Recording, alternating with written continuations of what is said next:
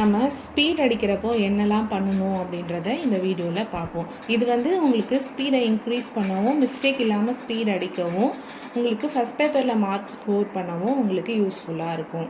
இப்போது நீங்கள் ஒரு ஸ்பீட் அடிக்கிறீங்கன்றப்போ ஸ்பீட் ஸ்டார்ட் பண்ணிட்டீங்க, நீங்கள் எல்லா எக்ஸசைஸும் முடிச்சுட்டு ஸ்பீட் வரீங்கன்றப்போ ஸ்டார்டிங்கில் கிராஜுவலாக ஒரு ஸ்பீடு 2 ஸ்பீடு சிலர் அடிப்பாங்க.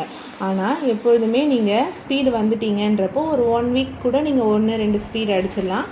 அதுக்கப்புறம் என்ன பண்ணுங்கள், கிராஜுவலாக நீங்கள் அடிக்கிற ஸ்பீடோட கவுண்ட்டை இன்க்ரீஸ் பண்ணிக்கோங்க. ஒரு நாளைக்கு குறைஞ்சபட்சம் ஒரு 4 ஸ்பீடாவது அடிக்க பாருங்கள். நீங்கள் உங்களோட ரெகுலர் ப்ராக்டிஸ் தான் என்ன பண்ணோன்னா உங்களுக்கு 10 நிமிஷத்தில் அடிக்கிறதுக்கான ஒரு ப்ராக்டிஸை உங்களுக்கு கொடுக்கும். சரிங்களா? இன்னொன்று, நீங்கள் ஸ்பீட் அடிக்கிறப்போ கீபோர்டை பார்க்கவே கூடாது. சரிங்களா? கீபோர்டையும் ஷீட்டையும் பார்த்து திரும்ப பார்த்து அடிச்சிங்க அப்படின்னா நிறைய மிஸ்டேக்ஸ் வரும்.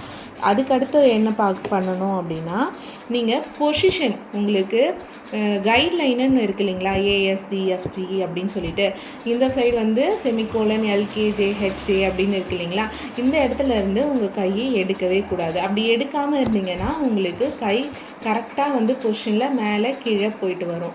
அப்போ உங்களுக்கு ஓரளவு மிஸ்டேக்கு கம்மியாகும்.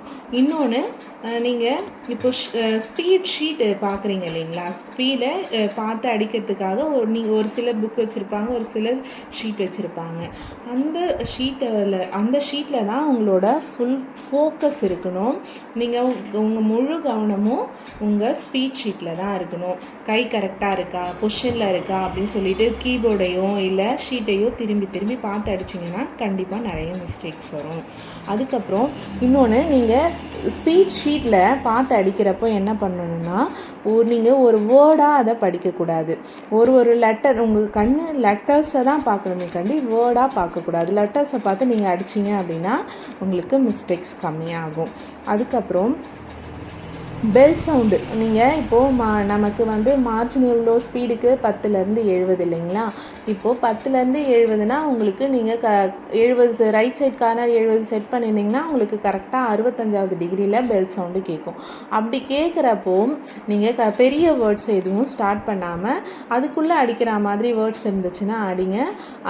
அடிச்சுட்டு நீங்கள் பெரிய வேர்டு ஸ்டார்ட் பண்ணாமல் மடக்கி கீழே அடிச்சிடுங்க. சிலர் என்ன பண்ணுவாங்க, ரிலீஸ் பட்டனை ப்ரெஸ் பண்ணி அடிச்சுக்கிட்டே போயிடுவாங்க. சம்டைம்ஸ் என்ன பண்ணுவாங்க, ஃபுல்லாக கூட அடிச்சுட்டே போயிடுவாங்க. அப்போ என்ன ஆகும், 1-2 லைன் ஒமிஷன் கூட ஆகும். அந்த மாதிரி அடிக்கடி ரிலீஸ் பண்ணிவிட்டு அடிக்காதீங்க. அது உங்களுக்கு டைம் வேஸ்டிங்கும் கொடுக்கும். இப்போது நீங்கள் ரெகுலர் ப்ராக்டிஸ் கண்டிப்பாக குறைஞ்சது ஒரு நாளைக்கு 4லேருந்து 5 ஸ்பீட் டைப் பண்ணுங்கள். கீபோர்டை பார்த்து அடிங்க, பார்க்காம அடிங்க, ஷீட்டை பார்த்து அடிங்க. அதுக்கப்புறம் பொசிஷனில் வச்சுக்கோங்க. நீங்கள் டைம் பிக்கப் பண்ணணும், மிஸ்டேக் இல்லாமல் அடிக்கணும் அப்படின்லாம் எதையுமே யோசிக்காமல் ரிலாக்ஸ்டாக, டென்ஷன் ஆகாமல் ஃபோக்கஸ்டாக உங்கள் ஷீட்டில் ஃபோக்கஸ்டாக அடிச்சிங்க அப்படின்னாவே உங்களுக்கு மிஸ்டேக்ஸ் இல்லாமல் டைம்குள்ளே முடிச்சிடுவீங்க. இன்னொன்று, ஸ்பீடாக அடிக்கணும்னு சொல்லிவிட்டு சீக்கிரம் கடன்னு அடிச்சுட்டு 7 நிமிஷம் 8 நிமிஷத்துலலாம் முடிச்சுட்டு நிறைய பிள்ளைங்க உட்காந்துட்டு இருப்பாங்க. அந்த மாதிரியெல்லாம் சீக்கிரம் முடிச்சுட்டு உட்காராதீங்க. ஃபோக்கஸ்டாக, ரிலாக்ஸ்டாக உங்களுக்கு இருக்க டைமிங்கில் நிதானமாக அடித்து முடிங்க.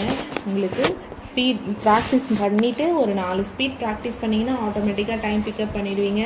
ஃபோக்கஸ்டாக எந்த விதமான யோசனையும் இல்லாமல் நீங்கள் டைப் பண்ணிங்கன்னாவே உங்களுக்கு மிஸ்டேக்ஸ் இல்லாமல் ஸ்பீட் வந்துடும். இந்த வீடியோ உங்களுக்கு யூஸ்ஃபுல்லாக இருந்துச்சு அப்படின்னா நம்ம சேனலை சப்ஸ்கிரைப் பண்ணிவிடுங்க.